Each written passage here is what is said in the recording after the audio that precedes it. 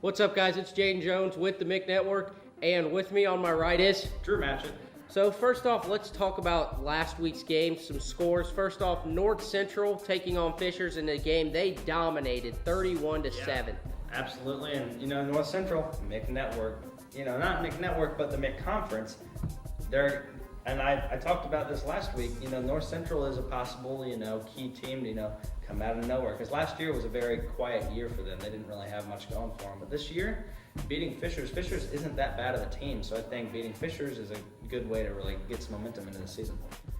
And then next up, we had Pike taking on Zionsville. And what was a close matchup? Pike was able to come away with the 27-19 victory. Yeah, Pike, and looking through the stat sheet, a lot of our Mick teams got wins in this last week, and Pike is just another one. And Zionsville, they were there for the fun. Pike's going to win. In a game, a lot of people expected to be a blowout. BD took on Tech in a game where they won 51-6. Not much to say. BD will get their first true test of the season when they take on Avon this Friday night. And that will be our Mick Network game of the week. Talk more about that later. Yeah. Next up, we had Carmel taking on Trinity. And the whole game, all the way up to the end, was tight. And in the end, we saw Carmel come away with a last-minute touchdown to take home the victory. And Warren will be playing Trinity this Friday, so it'll be kind of a Mick Conference showdown. These last 2 weeks. In Carmel, I guess they proved themselves. They look like they're going to be a contender for the Mick this year. Yeah.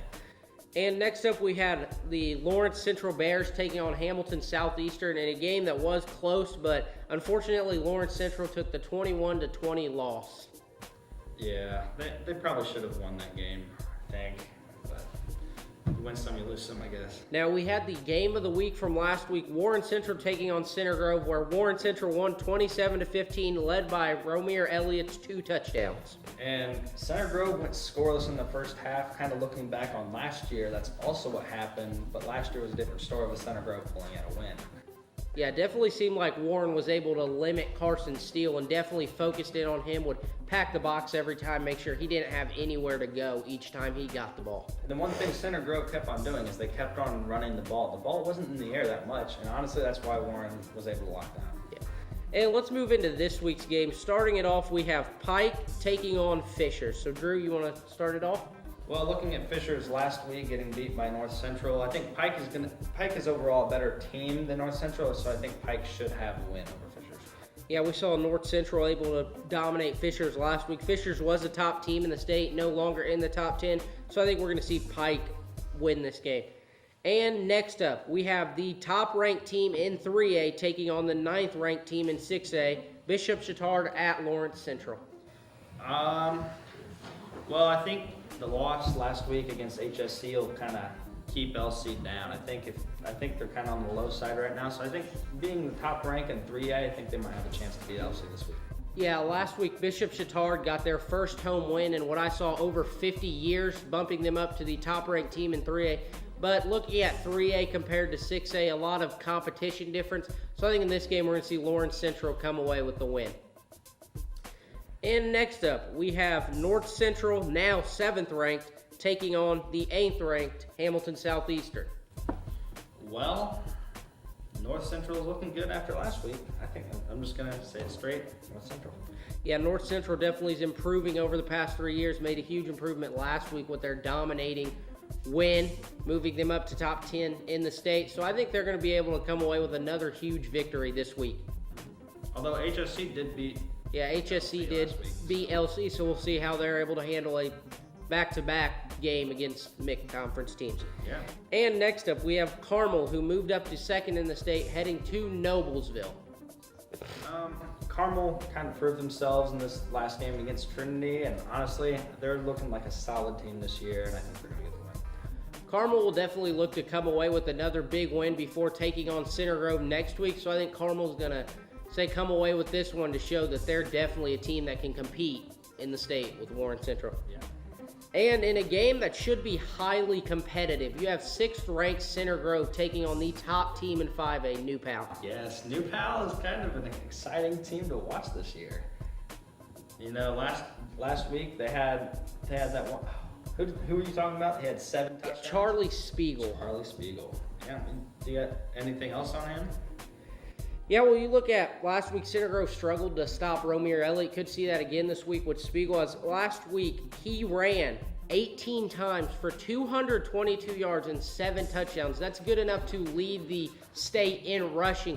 So we're definitely going to possibly see him have another big game against Center Grove. So I think in this game at home, New Pal's going to prove themselves as they could be a team to not only watch out for in 5A, but possibly make the jump to 6A this year. Yeah, it's amazing looking at New Pal right now. Yeah, definitely you look at their team as they've never lost a regular season game in the past 5 years. Average over 70 points per game. And I heard when the coach signed on, there's a rule where he can't score 100 points or there's a possibility of him losing his job. So they're a team definitely capable of scoring 100 points. It's just they can't because of the fact that the coach doesn't want to lose a job at one of the best teams all around in the state. And Center Grove's got to look at this nice and hard. They don't want to drop these ranks going against New Pal. Yeah, Center Grove took a loss last week. They definitely don't want to take another loss here and then head to Carmel, taking on the Greyhounds with an 0-2 record. Yeah, that would be... But let's move on to still the top-ranked team in the state, Warren Central, taking on the Trinity Shamrocks on a game that will be featured on ESPNU.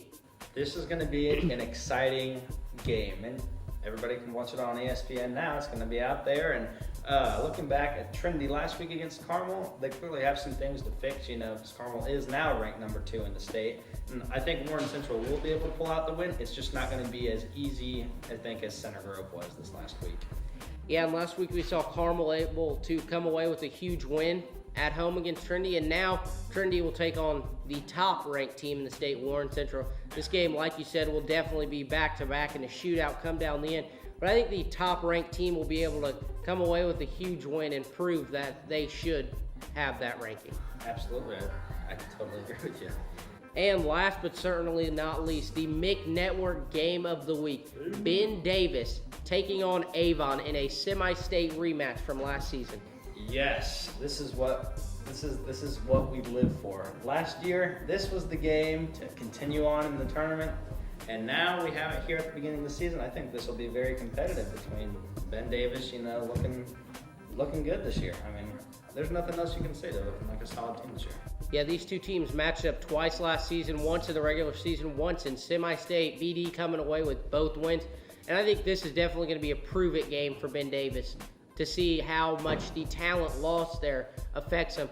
But I think in this game, this will be the year that Avon finally is able to beat Ben Davis and come away to show the conference and the state that they are one to mess with. And next up, when you look across the MIC, we have tons of players that are top 15 in the state in their respective keys. You look at North Central quarterback Liam Thompson, 4th in the state, 241 passing yards. That's solid. And last week, our player of the game, Ramiro Elliott, ran for 2 touchdowns. Yeah, you look at him. He's 10th in the state in rushing with 148 yards. Also, not far behind him is Lawrence Central running back Bryce Anderson, 12th in the state in rushing yards.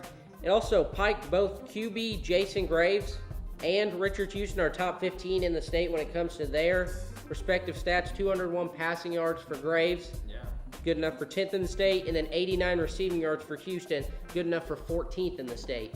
So tons of talent across the conference when it comes to the state rankings. And honestly, I think one guy that will be added onto this list, Carson Steele. I think Warren Central had the thing to shut him down, but I don't think every team can know how to shut Carson Steele down. I think definitely throughout the year, we'll probably see Carson Steele and David Bell added to this list. Just seems like Center Grove was able to focus in on David Bell and limit him, and then Warren was able to focus in on Center Grove, Carson Steele, and limit his ability to create space and get to open running room. Yeah. Well, do we have anything else for him?